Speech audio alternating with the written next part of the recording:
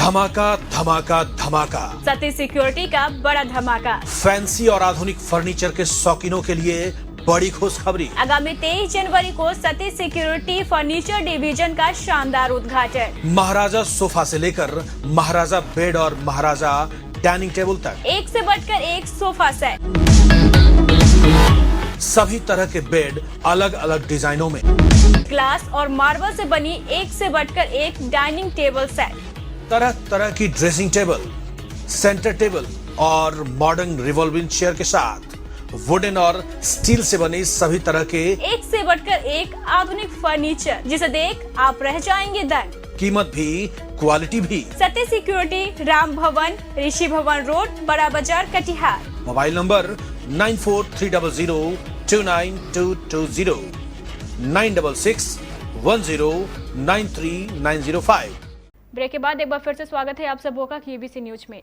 कटिहार जिले के अहमदाबाद प्रखंड में अवस्थित है ये ऐतिहासिक झील, मनिहारी से कुछ ही किलोमीटर की दूरी पर।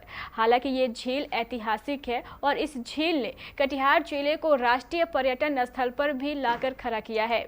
इस गोगाबील झील को सरकार ने एक बड़ा पर्यटन स्थल में तब्दील करने की घोषणा भी की है।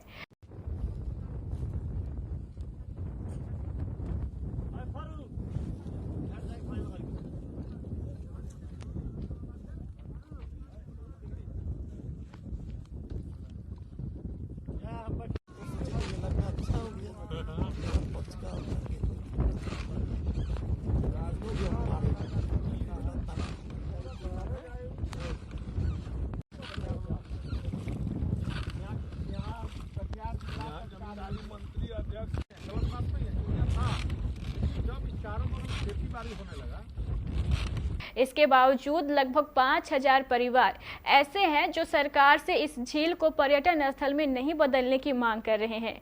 अब ऐसा क्यों है ये भी जान लीजिए। इस झील के पानी से आसपास के सैकड़ों एकड़ खेती की सिंचाई होती है। इस झील में लगभग 5000 ग्रामीण मछली पालन करते हैं और इस मछली पालन से इनकी आजीविका भी चलती है। इन परिवारों का ऐसा मानना है कि अगर सरकार ने इस गोगाबील झील को पर्यटन स्थल में बदल दिया तो ना तो वे अपने खेतों की सिंचाई कर पाएंगे और ना तो मछली पालन। इस झील के बारे में ऐसा विख्यात है कि प्रत्येक वर्ष यहाँ विदेशी पक्षी आकर निवास करते हैं, लेकिन इस संबंध में इन ग्रामीणों का कहना है कि पक्षियों का आना बीते जमाने की बात है। आजकल ये पक्षी भी नहीं आते हैं।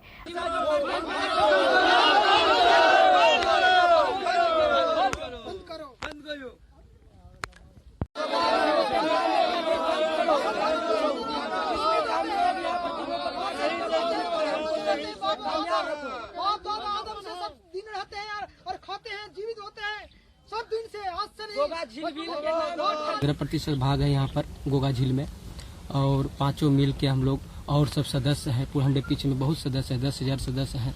उसको लेके हम लोग जीविकोपार्जन मछली माही शिकार करते हैं। ये तो चर्चा का विषय बन गया है, जो इधर से विशेष व्यक्ति गोगा झील को चर्चा का विषय भी बना दिया है, चर्चा बना दिया है। माननीय मुख्यमंत्री से मेरा महोदय, क्या चर्चा बना है? चर्चा बना दिया गया है कि इसको पर्यटन घोषित किया जाए। विदेशी पक्षी आता है, लेकिन वैसा परिस्थिति में नहीं है, पक्षी तो आता नहीं है। माननीय मुख्यमंत्री से मेरा कहना है कि खुद अपना स्थल जांच करके आए और खुद अपना स्थल जांच करके यहाँ का सिचुएशन को पता कर ले कि पक्षी आते हैं कि नहीं आते हैं। आप लोग का रोजगार में संकट है? रोजगार में संकट आएगा। इस पर्यटन घोषित हो जाएगा तो हम लोग रोजगार में संकट तो आएगा ही आएगा। इस तो हम लोग जो जीविकोपार्जन करते हैं, माही शिकार करते हैं, उससे वंचित हो जाएंगे हम लोग। इससे तो हम लोग का परिवार तो अस्त व्यस्त हो जाएगा, नष्ट हो जाएगा। ताकि पूर्वजों से हम लोग बाप दादा परदादा यहाँ पर मछली मारते हैं और हम लोग परिवार को भरण पोषण करते हैं। तो 5000 मछुआरा सदस्य को रोजी रोटी है, उसी से भरण पोषण है मछुआरों का। अगर चिड़िया पालन इसमें होता है तो मछुआ के साथ दिक्कत हो जाएगा, मछुआ मर जाएगा। लेकिन विदेशी जो चिड़िया का जो बात हो रहा है, विदेशी चिड़िया एक भी नहीं आ रहा है, वो अपना स्तर से जांच करे। अच्छा, ये कौन करवा रहा है? ये पर्यटन स्थल पर कौन ज्यादा चर्चा बना रहा है? इसको चर्चा बना रहा जो साइड वाला सब है। इसमें बड़ा लोगों का भी हाथ है, जो जिम्मेदारों का भी हाथ है इसमें। क्या लाभ हुआ उन लोग का? उन लोग का लाभ यही होगा कि उसको साइड में जमीन पड़ता है, उसको जमीन का रेट चढ़ेगा। सब दिन करके आया है।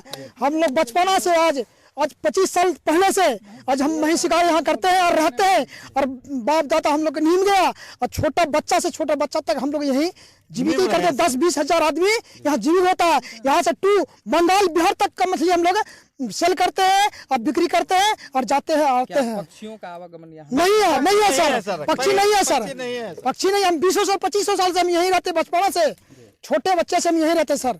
20 साल 25 साल से पहले से हम यहीं रहते हैं बचपनों से, लेकिन पक्षी हम नहीं देखने पाते हैं सर। पक्षी का कोई शिकार नहीं है सर। बाल बच्चा हम लोग का यहीं पर जीता है और मरते हैं। हम लोग बाल बच्चा चल गया, गुजर गया, हम लोग अपना अब बाल बच्चा हम लोग भी पोष पाल कर रहे हैं इसी जलकर से। जी सर, हम लोग झील नहीं है, ये जलकर है सर। ग्रामीणों ने बताया कि यहाँ पे मछली पालन कर वो अपना जीवन यापन करते हैं, लेकिन इसे सरकार के द्वारा पर्यटन स्थल के रूप में दर्शाने का काम किया जा रहा है। लेकिन ग्रामीणों का कहना है कि यहाँ पे किसी तरह का पक्षियों का आवागमन नहीं है। अब बने रहिए केबीसी न्यूज के साथ। मैं लगातार अहमदाबाद प्रखंड के तमाम खबरों से रूबरू कराता रहूंगा। कैमरा पर्सन घनश्याम के साथ मैं मोहम्मद इम्तियाज, केबीसी न्यूज अहमदाबाद। अब सवाल तो इनके आजीविका का भी है और कटिहार के गौरव का भी। इसलिए सरकार को चाहिए कि बीच का कोई ऐसा रास्ता तलाश करे जिससे इन गरीबों की आजीविका का साधन भी बरकरार रहे और कटिहार को एक राष्ट्रीय स्तर का पर्यटन स्थल भी मिल जाए।